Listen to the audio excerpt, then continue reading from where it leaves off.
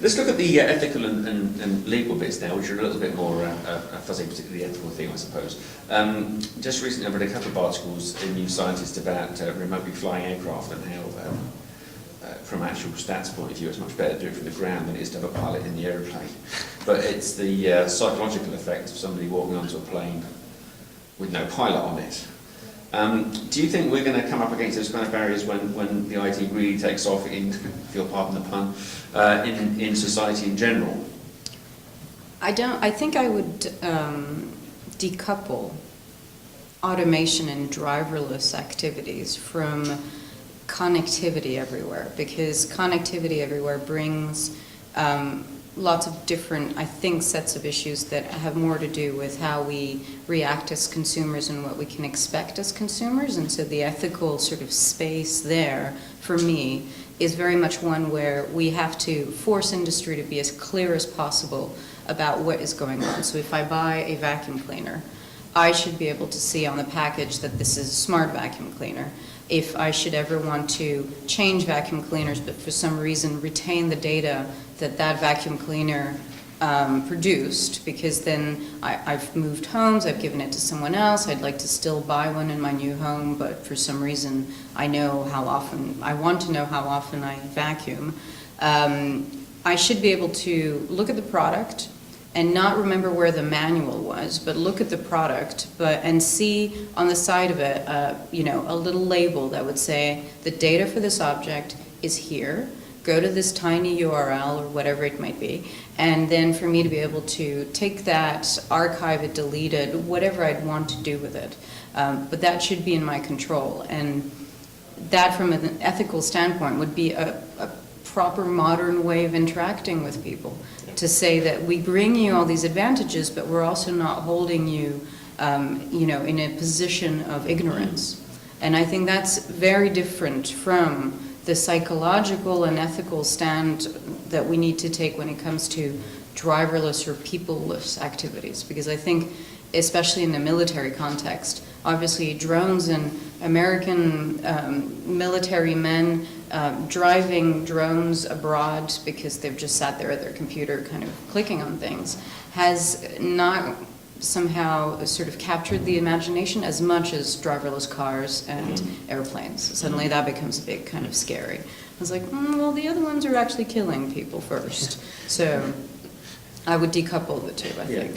I think that for me the key word is transparency. I think users, society will accept the whole premise of Internet of Things because you can see the advantages. But it's my data, where I am, what I'm doing with it, how I use it. It's kind of mine, and I want some transparency in the contract. I think we have to think through is, yes, I'm very glad I get advantages from you knowing stuff about me, which I'm, it's part of this contract freely given, but it's my data, and I want to be controlled it, and I want to be very transparent about how you intend to use it. So I think those very clear lines need to be in place from a societal viewpoint for acceptance. The thing is that sort of transparency is not really even there now with things as simple as your habits on a search engine, are they? No. So how are we going to make sure that when we get to this next level, where there's going to be vastly much more amount of data, that we're going to suddenly get this transparency? I think that the difference is, or the main, I suppose the main difference is that more often than not, you're likely to use a service that's free. And so there's some vague understanding, I think, from consumers that something is being taken in exchange for that. But when you're paying upwards of £500 for a vacuum cleaner, then the Consumer Protection Act kicks in with those kinds of things. And right now, I did a search the other day, and the Consumer Protection Act does not mention data at all. And so we have a Data Protection Act, which does its job, but absolutely no overlap with the Consumer Protection Act. And I think that's a change that will eventually, hopefully, happen through things like, the conversations that you'll be having and regulatory sort of changes, because it's no longer about a dumb object which needs to be returned and liabilities around it to be established. It's actually, oh yes, okay, well that thing you spent quite a bit of money for, is actually providing value to a third party years after you have stopped using it, or years after it was put in a drawer and, you know, nothing happened, but there's still value created there by someone. And that should be more transparent than you using a free service online. Yeah, okay, that makes sense. That brings me on to the idea of regulators. Well, not a concept, but just regulation. Let's not make it too broad. The existing legislation's not really ready for this kind of thing yet. What do we need to do? Do we need to amend things that we have in place? Do we need a completely new approach? What's your feelings on that? I think I'd have to take issue with that, because the Data Protection Act actually does give pretty much all the protection that we need. It just needs to be applied in the context of this new world of sensors and things and these wonderful vacuum cleaners with a QR code on the side. So the smart meters is a good example, and Ofgem has made it very clear that consumers own the data in their smart meters, and the Data Protection Act is then there to give that assertion the teeth it needs to make sure that if any of the energy companies abuse that decision, then the law's there to back it up and protect the consumer. So I don't think we necessarily need new legislation from that point of view, but we do need a lot of guidance from the regulators as to what the right thing to do is, and whether that's in the electricity or water or whatever industry or automotive, then those guidelines and sort of ethical practices and what the right thing to do is, bearing in mind who ultimately owns the data, brackets us, Yes. And everything should flow on from there. And so the duty of care, if you entrust someone with the data, take into account Alex's point that if you're getting it free, you perhaps expect people to do something to get some benefit from the data you're giving them. But I always think of a term give to get. So if you give something up, you expect something back in return.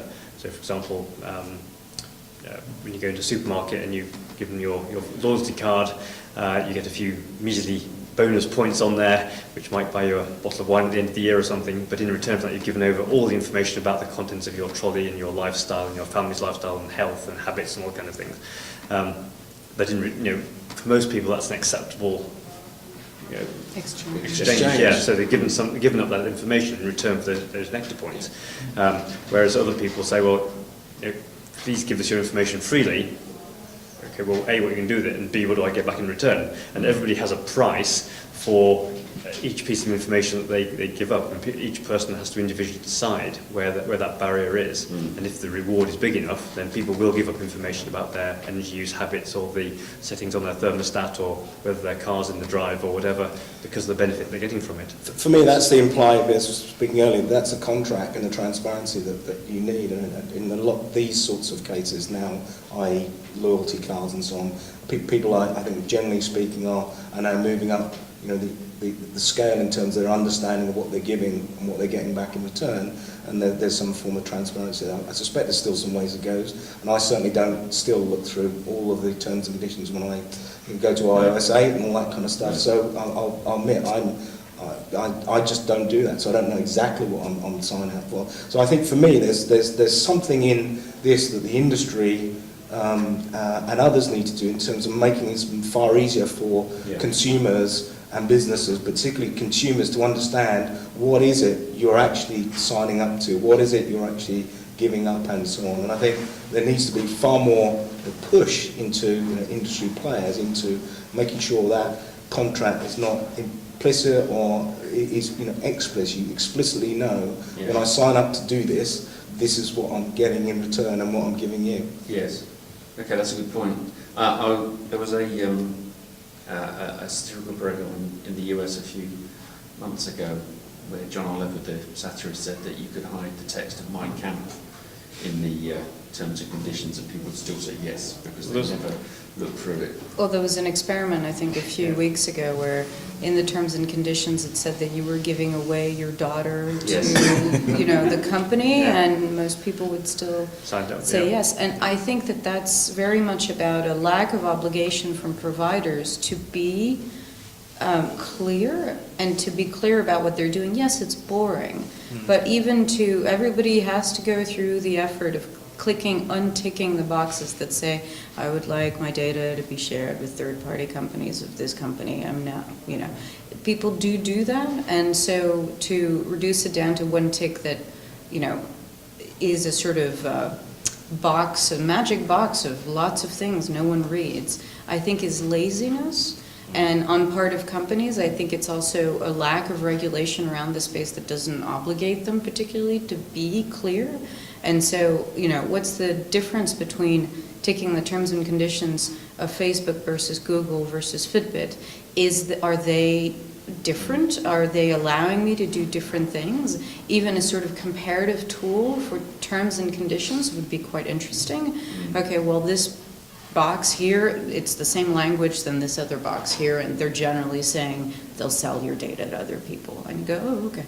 And yes or no, but there's no, right now, it's all legalized. It's all legal sort of speak. And I think that in IoT, we sort of complexify the equation because there's a piece of hardware, there's a cloud service, there's possibly applications and apps that kind of sit on top of that. There's a service provision, there's, sort of multiple layers to any one interaction. And clarity, I think, will not come from industry. I think industry is absolutely, it's to their advantage for us to know as little as possible about what's going on, so they can keep, collecting data even though it's unhelpful, unuseful, or I'm no longer ill, so I no longer need to be giving my glucose levels away, but I've kept the smartwatch because it's quite a fancy smartwatch, but that data is still being used by someone else. So unless there's essentially a flexible way to treat terms and conditions, so terms and conditions as an ongoing conversation, and not to just put every user in the same bucket, but to say, actually, we have some users who are uncomfortable with this piece and uncomfortable with that piece, and maybe we'll revisit that in 6 months and go, are you still sure you don't want us to sell your data? And then they might say yes, they might say no, but right now it's, it's the kind of marriage certificate, and I'm hoping you never divorce. I think there's a real opportunity for innovation around this, because I think it's a key issue that we're talking and discussing here. I mean, I don't necessarily want to. When you finance a phone or a car, you have to go through all these process to make sure you understand blah blah blah. I'm not necessarily every time I sign up for a Starbucks or a Costa or a loyalty card, I want to go through all that. But I want to be very clear and understand, and maybe the comparison thing is a good thing. The other thing is to make sure that these things don't last forever. I don't know, if I signed into free Wi-Fi in New York Airport 3 years ago, does that mean some health insurer can start pinging me stuff when my health or house or car insurance comes up, because somehow they've got, I've signed in to say, actually, you can get access to that data about birthdays and where I've been and all those kinds of things. So I think for me there's a real area that we have to address, because if people and consumers lose the trust here is the key word, then both on your driverless thing or whatever, it's kind of about whether you trust the scenario to something, and trust is clearly important when somebody, when we're talking about pilots and driving and cars and all that kind of stuff, accidents and all that kind of stuff. You want to make sure that is something you trust and rely on. The fact that in reality it's potentially safer than human beings, is a separate point to the perception that you might have. Yeah, absolutely. And there's a business ethics thing here, which of course all BCS members should be considering, that that whole thing of having to untick the box to opt out of something is actually extremely unethical, and it is just a trick to get people to give you the data. And so all those tick boxes on any website should be tick this box to give us your data, to allow us to use your data to third parties and for marketing purposes, all those things that it really shouldn't be. Anytime you see one which says untick this before you click submit, you should send them an email and say, look, this is really unethical. And I think that's also round back to my area of interest and my area of expertise, which has always been interaction design. So the way in which you design an interaction for someone, whether it's a product or it's a digital product, it really shapes the conversation with the company. And I think that now more and more digital designers are being forced into making sure that the company does as well as possible, which is more often than not to trick people into buying things they didn't agree to buy.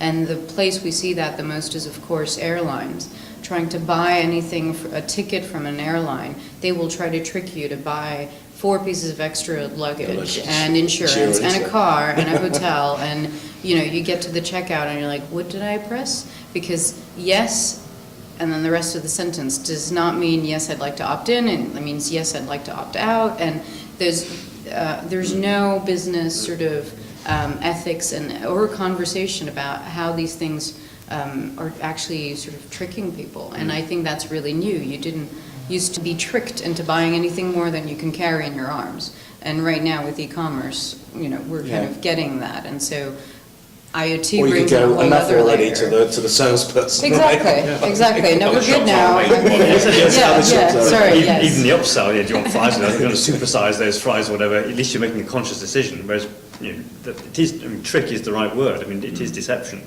That's been used on us every day by people because they get money by selling our email addresses and our data to other companies. That's a revenue stream for them. So yes, best to maximise it. But we should fix it, because as a half-full person on IoT, the potential societal and individual benefits are huge. So addressing these things is absolutely key. So do you think it's, if I'm getting your view, Alex, here, that there is actually a regulatory gap in forcing organisations to be a lot more clear about what it is and it isn't that you're signing up for? I think left to their own devices, they won't make that easier for people, and they won't make that easier for consumers. So I would say, if not regulation, certainly a strong drive from government to sort of strongly encourage corporations to be as clear as they possibly can. If it doesn't happen in terms of regulation, what will happen is that the current EU directives that are being crafted around IoT will simply come and sort of guide the way, as it were. And so I think the UK is capable of being a little bit, more savvy and also just quicker in that sense, and I think that they could really lead the way. The conversation certainly from the entrepreneur side, and the entrepreneurial environment for IoT is the richest in this country than it is anywhere in the world, and so one would assume that regulation could come hand in hand with that. Okay. And of course, as we've been talking about signing up to websites, if you think about the near future of the Internet of Things, there won't be a website to sign up to. You'll just buy your thing and it'll interact with Goodnight lamp, for example. I'm assuming there's no website interaction involved in that. You buy your big lamp and you buy your little lamp, and they talk to each other. Yes.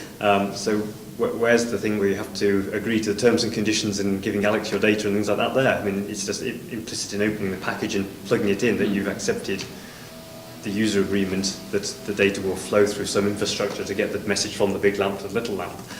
So I think we're going to see much more of that, where the user agreement and the terms and conditions are much more implicit.